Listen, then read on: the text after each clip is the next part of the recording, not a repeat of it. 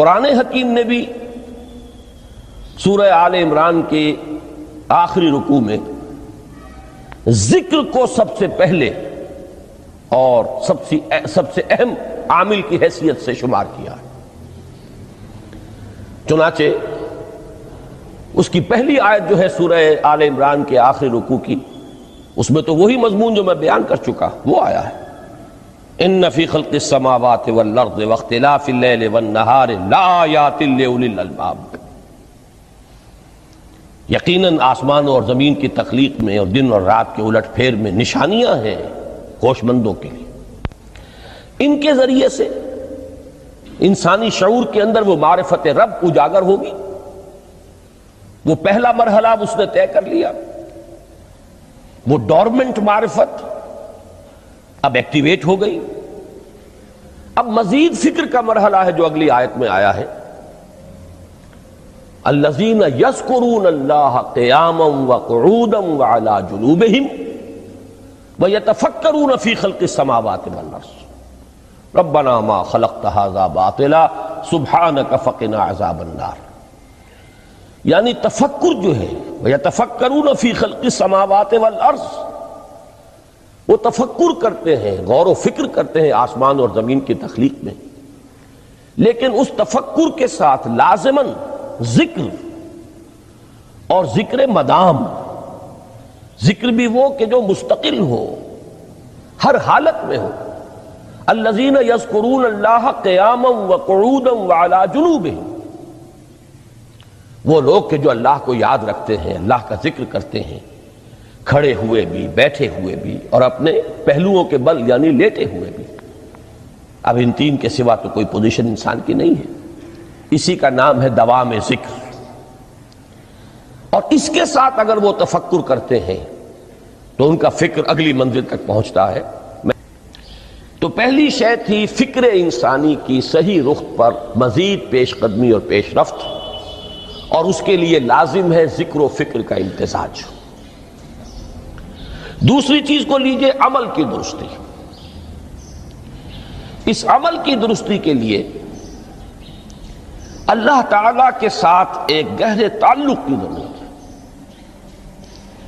اس لیے کہ صبر کی بحث میں یہ مضامین شاید آپ کے سامنے آ گئے ہوں کہ صبر، جہاں مصیبت پر صبر ہوتا ہے، تکلیف پر صبر ہوتا ہے، اللہ کے احکام پر جمنا یہ بھی صبر ہے، نفس کی خواہشات کی باغ کو تھام کر رکھنا، کھینچ کر رکھنا یہ بھی صبر ہے، اور استقامت، کسی شے پر قائم رہنا یہ بھی صبر ہے۔ تو عمل صحیح پر استقامت کے لیے وَاصْبِرْ وَمَا صَبْرُكَ إِلَّا بِاللَّهِ، اس صبر کی سب سے اہم جو بنیاد ہے، اس کا جو سب سے بڑا ذریعہ ہے، اس کا جو سب سے بڑا سہارا ہے، وَمَا صَبْرُكَ إِلَّا بِاللَّهِ، اس کے لیے ضرورت ہے ایک گہرے تعلق کی کہ اللہ کے ساتھ ایک ایسا تعلق برقرار رہے جو نہ صرف گہرا ہو بلکہ دائم و قائم ہو، مسلسل۔ ذرا ذہول ہوگا تعلق مع اللہ میں، ذرا کمی آئے گی، شیطان کا وار کاری ہو جائے گا۔ اسی کو حضور نے حدیث میں یوں تعبیر کیا ہے تمثیلاً کہ جو دل اللہ کی یاد سے غافل ہے، اس پر فارسی کا وہ مقولہ بھی ہے کہ خانہ خالی را دیو می گیرت، گھر خالی رہے تو جنات اس پر دیو جو ہے آ کر قبضہ جما لیتے ہیں۔ تو خانہ قلب جو ہے اگر یاد خدا بندی سے خالی ہو گیا تو شیطان ابلیس لعین اپنی تھوتنی ٹکا دیتا ہے۔ یہ لفظ آتا ہے سور کے منہ کے لیے تھوتنی، جس طرح اس کا نکلا ہوا سا منہ ہوتا ہے آگے، تو یہ لفظ استعمال کیا گیا کہ وہ اپنی تھوتنی انسان کے دل پر جما کر اور پھوکے مارنی شروع کر دیتا ہے۔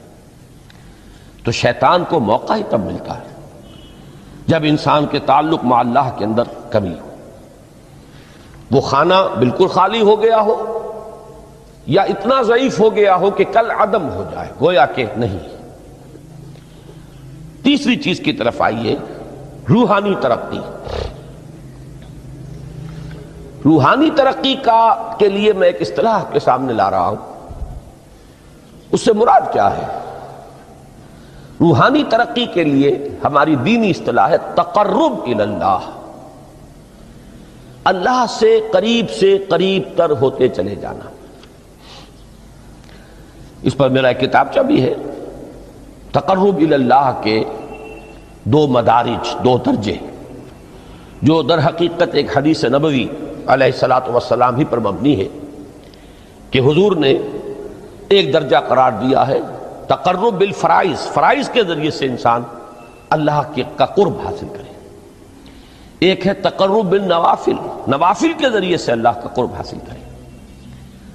ان میں کیا نسبت و تناسب ہے، اہمیت کے اعتبار سے کون بڑھ کر ہے، بلندی کے اعتبار سے کون بڑھ کر ہے، یہ تمام مسائل میں نے اپنی اس تقریر میں بیان کیے تھے جو اس کتابچے میں شائع ہوئی ہے.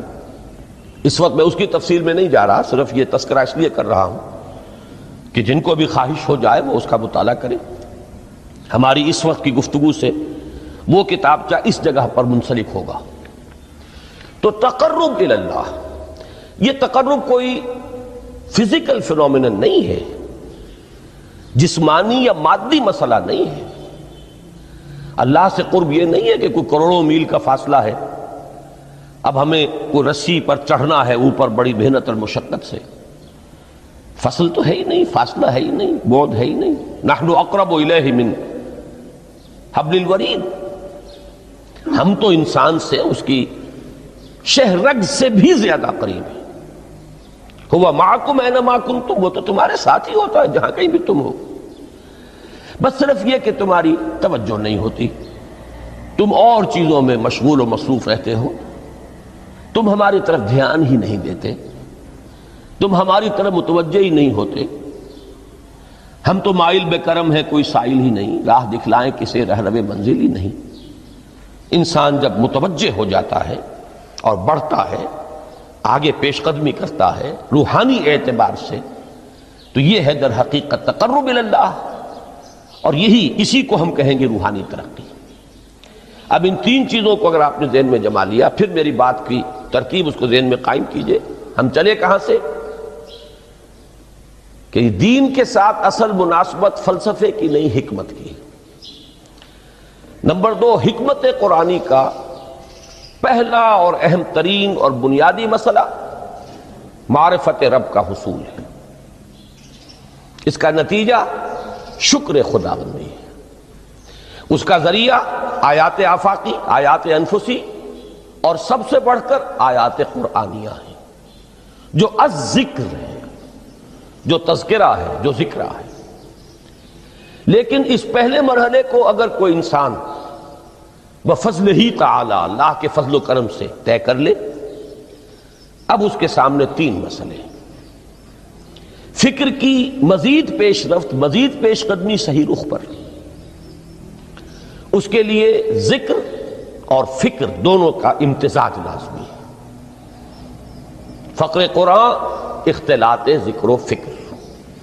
الذین یذکرون اللہ قیاما وقعودا وعلی جنوبہم ویتفکرون فی خلق السماوات والارض. دوسری شے عمل کا درست رہنا، نہ افراط و تفریط ہو، عدم توازن ہو، نہ انسان نفس سے مغلوب ہو جائے، نہ انسان جذبات کی رو میں اندھا ہو جائے، نہ انسان ماحول سے مرعوب ہو کر متاثر ہو جائے. صحیح رخ پر اس کا عمل. نمبر 3، روحانی ترقی جو اصل حاصل ہے، جو اصل مقصود ہے. نمبر 2 چیز کے لیے تعلق مع اللہ ضروری، نمبر 3 کے لیے تقرب الی اللہ ضروری. اب غور کیجئے، ان تینوں چیزوں کا بڑا گہرا تعلق ہے نماز کے ساتھ. ان تینوں کے لیے ستون کی حیثیت نماز کو ہے. لہذا ایمان کے بعد یا معرفت رب کے بعد حکمت دین کا اہم ترین مسئلہ نماز، صلاۃ. اس لیے کہ ایک طرف یہ انسان کو اللہ کے ساتھ ایک گہرے تعلق کا ذریعہ فراہم کرتی ہے. اپنے تمام مصروفیات میں سے ان مشغولیتوں میں جن میں گم ہونے کا خدشہ ہوتا ہے، نکلو۔ 24 گھنٹے کے معمولات میں سے کم 5 مرتبہ تو لازماً نکلو، اور اپنے آپ کو ذرا، اپنے حواس کو بھی، اپنی باطنی کیفیات کو بھی ذرا تازہ کرو۔ اگر کوئی گندگی، نجاست، کسی طرح کی ناپاکی کا کوئی معاملہ ہے، طہارت حاصل کرو۔